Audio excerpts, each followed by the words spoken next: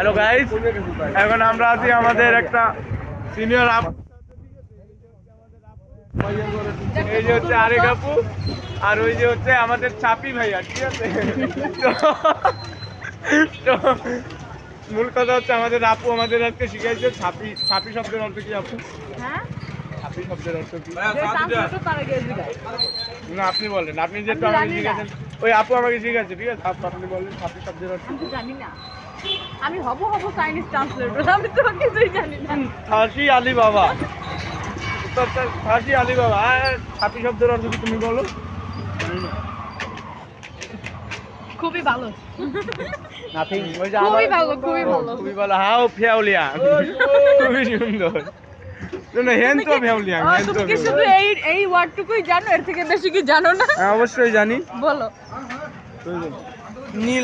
নীলাই জিনালি বলো। নীলাই গাইস, জিনালি। এই বলদ যে কেউ ফলো করবেন না, এই বলদ ভিডিও।